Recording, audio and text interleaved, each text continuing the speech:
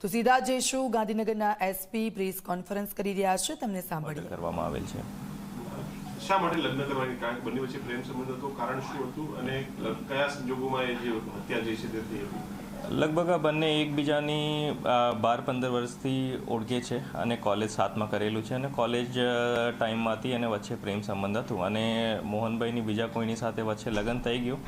તેમ છતાં એના રિલેશન કન્ટિન્યુ હતા અને રિંકલબેન એને પ્રેશર કરતી હતી કે શાદી કરવા માટે. તો એને મોહનભાઈને શાદી નથી કરવાનું, એને લીધે કાલે એ અમરેલીથી આવ્યા, પરમ દિવસે આવ્યા અને રાતે એને ઘર ઉપર ગયા અને મર્ડર કરીને અમરેલી પાછા નીકળી ગયા.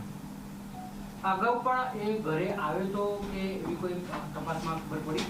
આ તપાસ ચાલુ છે, વધારે વિગત મળશે તો મેં આપશો.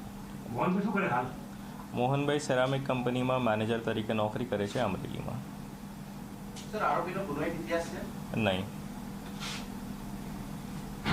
શરીર સંબંધ બાંધી આ પણ પીએમ પછી ખબર પડશે. પીએમ પોસ્ટમોર્ટમ માટે બોડી ગયા છે, અત્યારે પોસ્ટમોર્ટમ ચાલુ છે. એક વખત રિપોર્ટ આવશે તો ખબર પડશે કે ખરેખર શરીર સંબંધ બાંધેલું છે કે નહીં. તો બાકી નિર્વસ્ત્ર રાખવાનું શું કારણ? એમાં કઈ તપાસમાં આવ્યું? આ પણ તપાસની વાત છે. સાહેબ, આ મોહનના પરિવારમાં કોઈ છે, એના બાળકો છે કે કોઈ એના પત્ની સાથે? પત્ની શાદીશુદા છે, બાળકોની વિગત મેળવવાની બાકી છે, મળશે તો મેં આપને આપશો. હિન્દી इसके बाद તો મહિલા કર્મચારી છે, તેમનો મૃતદેહ મળી આવ્યો હતો, મકાન બંધ હતું અને હવે તેને લઈને જો તપાસ કરવામાં આવી તો આ સમગ્ર મામલે પ્રેમ પ્રકરણ સામે આવ્યું છે.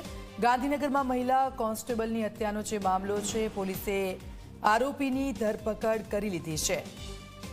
ગાંધીનગરમાં મહિલા કોન્સ્ટેબલની હત્યાનો જે મામલો છે, મહિલાની જે લાશ મળી આવી હતી અને તેને લઈને તપાસ શરૂ કરવામાં આવી. ઘણા બધા એંગલથી પોલીસે તપાસ કરી અને છેલ્લે આમાં પ્રેમ પ્રકરણ જવાબદાર છે કે નહીં તેને લઈને પણ તપાસ કરવામાં આવી અને આખરે એ જ વસ્તુ સામે આવી.